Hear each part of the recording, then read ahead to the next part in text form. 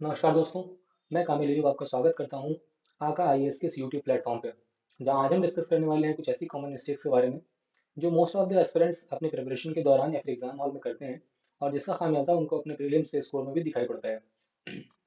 कई बार ऐसा होता है आप सिलेबस भी जान रहे होते हो, आपने हार्ड वर्क भी किया होता है, आपने रिवाइज भी किया होता है अच्छे से, लेकिन फिर भी आप फेल हो जाते हो। आपने कभी सोचा ऐसा क्यों होता है? क्योंकि कई बार हम जाने अनजाने में एग्जाम हॉल से पहले कुछ ऐसी मिस्टेक्स कर बैठते हैं जिसकी वजह से हमारा पूरा एक साल जो है वो वेस्ट हो जाता है। तो आइए इन्हीं कुछ कॉमन बट डेडली मिस्टेक्स के बारे में हम इस वीडियो में जानने की कोशिश करते हैं। पहली मिस्टेक के बारे में अगर हम डिस्कस करें तो वो है पी वाई क्यूज को इग्नोर करने की। मोस्ट ऑफ द स्टूडेंट्स करते क्या हैं कि वो रैंडम स्टडी मटेरियल को पढ़ते रहते हैं लेकिन पी वाई क्यू को एनालाइज किए बिना। देखिए, जब तक आप पी वाई क्यूज को एनालाइज नहीं करेंगे आपको ये पता नहीं चलेगा कि यूपीपीसीएस पूछता क्या है, यूपीपीसीएस आपसे चाहता क्या है। अगर आप रैंडमली आंखें बंद करके सिर्फ पढ़ाई पढ़ाई पढ़ाई पे फोकस करोगे तो हो सकता है आप कुछ ऐसी क्रैप चीज़ें पढ़ डालो जिनका एग्जाम से कुछ लेना देना ही नहीं है। तो आपकी जो हार्डवर्क होगी, आपकी जो मेहनत होगी, वो एक गलत दिशा में चली जाएगी। पीवाईक्यूज को ना इग्नोर करके या पीवाईक्यूज को एनालाइज करके आप एक चीज़ और समझ सकते हैं कि यूपीपीसीएस यूजुअली कॉन्सेप्ट्स को रिपीट करता है, क्वेश्चंस को रिपीट नहीं करता बल्कि कॉन्सेप्ट को रिपीट करता है। तो अगर आपने पीवाईक्यूज को अच्छे से एनालाइज किया है तो आप पैटर्न्स को समझ सकते हैं। जैसे अगर हम बात करें इन्वायरमेंट के क्वेश्चन की, तो इन्वायरमेंट के जो क्वेश्चन है वो लगभग दो तीन थीम से ही रिपीट होते रहते हैं हर दूसरे तीसरे साल।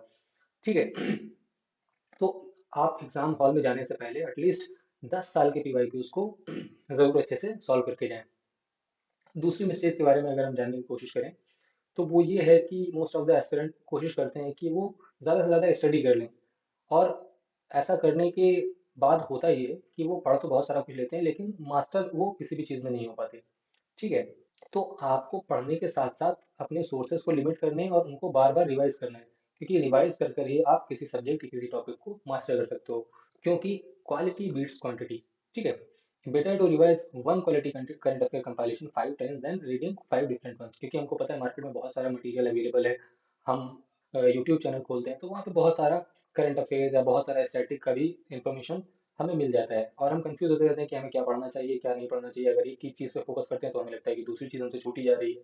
ठीक है, तो आप कोई भी एक सोर्स पे स्टिक रहिए और बाकी सोर्सेस को भूल जाइए।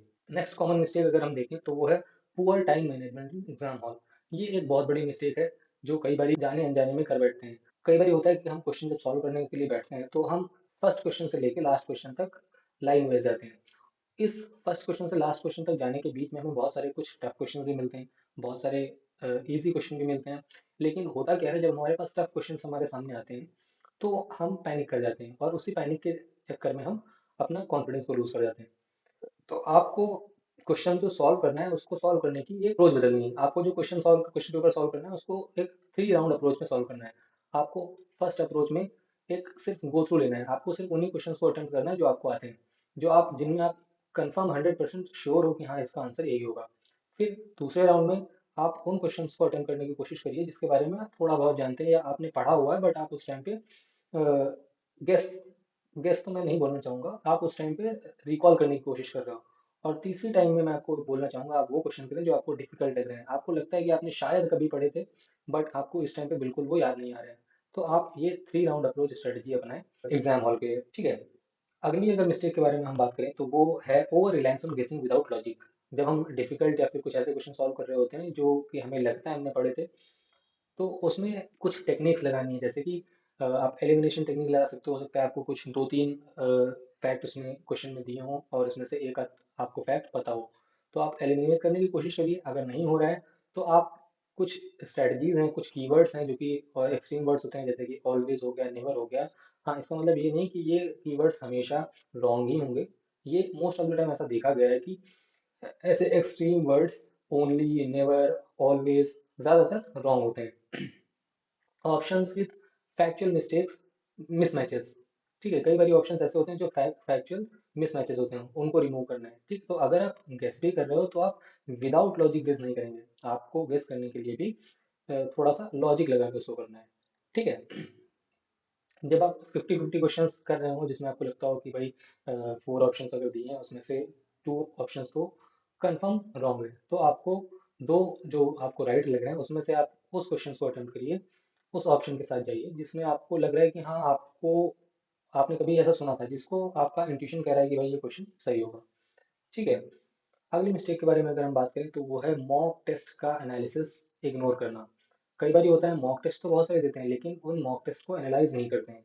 हम देखते हैं हमने क्वेश्चन पेपर अटेम्प्ट किया, उसके बाद हमने मार्क्स निकाल लिए कि भाई हमारे इतने मार्क्स आ रहे हैं, फिर उस क्वेश्चन पेपर को हमने रख दिया। हमने उसको देखने की कोशिश नहीं की कि इस क्वेश्चन पेपर में हमने कितने क्वेश्चन रॉन्ग किए हुए हैं, अगर रॉन्ग किए हैं तो क्यों किए हुए हैं, क्या उसमें जो इन्फॉर्मेशन पूछी गई थी, जो फैक्ट पूछा गया था, क्या वो हमारे पास था नहीं, या जो हमने एलिमिनेशन टेक्निक लगाई वो हमारी गलत हो गई, या हमारा कुछ सिली मिस्टेक हो गया। हमें हो सकता है कोई कॉलम भरना कुछ और था और हमने भर कुछ और दिया। ठीक है। या फिर आपने क्वेश्चन ध्यान से पढ़ा नहीं, उसमें क्वेश्चन में नॉट लगा हुआ था बट आपने नॉट पढ़ा नहीं। ठीक है। तो आपको एक काइंड ऑफ चार्ट बना के रखना है पेपर वाइज कि आपने किस पेपर में किस टाइप की कितनी मिस्टेक की, लैक ऑफ फैक्ट की मिस्टेक्स कितनी थी, पुअर एलिमिनेशन कितना था, सिली मिस्टेक्स कितना था, फिर उसी पे आपको फोकस करना है, उसी पे आपको काम करना है। ठीक है। तो पी वाई क्यूज को इग्नोर बिल्कुल नहीं करना है। मॉक टेस्ट को अगर लगाना है तो लगाने के बाद उसको एनालाइज जरूर करना है। ठीक है। एनालाइज करने में अगर आपको 2 घंटे पेपर को सॉल्व करने में लगे हुए हैं तो आप एनालाइज करने को 4 आवर्स दीजिए। ठीक है। एनालाइज करना बहुत ज़रूरी है क्वेश्चन करने के बाद, यही वो चीज़ होगी जो आपको आपके प्रिपरेशन को एक डायरेक्शन देगी कि भाई आपको किस एरिया पे काम करने की ज़रूरत है। आगे अगर हम नेक्स्ट मिस्टेक की बात करें जो कि मोस्ट ऑफ द स्टूडेंट्स करते हैं अपने प्रिपरेशन के दौरान, वो ये है कि जस्ट बिफोर द एग्ज़ाम इतना पैनिक कर जाते हैं वो कि वो रिवीजन नहीं कर पाते हैं।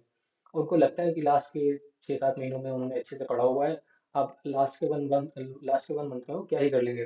तो लास्ट के टाइम पे वो रिवीजन नहीं कर पाते हैं। हो सकता है उसकी कई सारी वजह हो सकता है उनको लगता हो कि लास्ट के 6-7 महीने उसने अच्छे से प्रिपेयर कर लिया है, या फिर वो लास्ट के मंथ में पैनिक कर रहे हो, उनका मन ना लग रहा हो।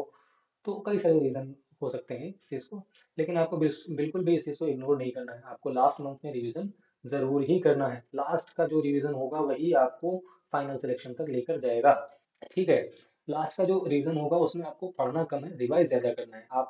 आपने शॉर्ट नोट बना रखे होंगे, कुछ आपने करंट अफेयर में कुछ हाईलाइट किया होगा, आप सिर्फ उतना पढ़िए और आगे बढ़िए। आपको पूरा फिर से पढ़ने की जरूरत नहीं है, क्योंकि लास्ट मंथ में अगर आप स्क्रैच से पढ़ना स्टार्ट करेंगे तो हो सकता है बहुत सारा टाइम वेस्ट कर दें आप। तो आपने शॉर्ट नोट बना रखे होंगे या कुछ करंट अफेयर में हाईलाइट कर रखा होगा, तो लास्ट के मोमेंट में उसको पढ़ने की कोशिश करिए।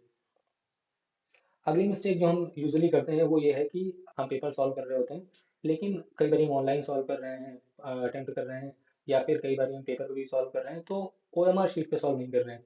उससे होता क्या है कि हम एक एग्जाम लाइक सिचुएशन सिमुलेट नहीं कर पाते, और जब एग्जाम हॉल में हम बैठे होते हैं तो कई बार सिली मिस्टेक्स कर बैठते हैं। कई बार होता है कि आपको बबल कुछ और करना था, आपने बबल कुछ और कर दिया, और एक बार आपने बबल कर दिया फिर आपके पास कोई चांस उसको ठीक करने का होता नहीं है। तो अगर आपने ओएमआर शीट के साथ अच्छे से प्रैक्टिस कर रखी है तो आप इन सिली मिस्टेक्स के साथ हैंडल कर पाओगे। कई बार तो होता है अगर आपको बबल करने का एक्सपीरियंस नहीं है तो आप रोल नंबर तक गलत फिल कर बैठते हो, और अगर आपने एक बार रोल नंबर फिल कर दिया तो फिर आप कितना भी स्कोर कर लो वो मिस्टेक ऐसी है कि ठीक नहीं हो सकती। ठीक है। तो आपको कम से कम 10 फुल मॉक ओएमआर शीट पे प्रैक्टिस करने ही करने हैं बिफोर रियल एग्जाम से। ठीक है। तो ये कुछ ऐसी मिस्टेक्स थी जो यूजुअली एस्पिरेंट्स अपने प्रिपरेशन के दौरान करते हैं, जिसको आपको अवॉइड करना है। और अगर आपने इन मिस्टेक्स को अवॉइड कर रखा, अच्छे से रिवीजन कर रखा है, अच्छे से पढ़ाई कर रखी है, तो आपको इस 2025 में प्रीलिम्स में सेलेक्ट होने से कोई नहीं रोक सकता। ठीक है। जो डिफरेंस है बिटवीन सिलेक्शन एंड रिजेक्शन वो हार्डवर्क नहीं, हार्डवर्क तो बहुत लोग करते हैं, लेकिन कई बार बहुत सारे डिजर्विंग कैंडिडेट, बहुत सारे हार्ड वर्किंग कैंडिडेट कुछ ऐसी मिस्टेक्स कर बैठते हैं एग्जाम हॉल में जो इरिवर्सिबल होती है, मतलब जिसका खामियाजा हमको भुगतना ही पड़ता है। तो आज की वीडियो में बस इतना ही। Your journey to UPPCS 2025 starts now. Stay consistent, stay fearless, stay focus. Thank you. अगर आप हमारा टेलीग्राम चैनल ज्वाइन करना चाहते हैं तो आका IS बाई कामिल यूप ज्वाइन कर सकते हैं। धन्यवाद।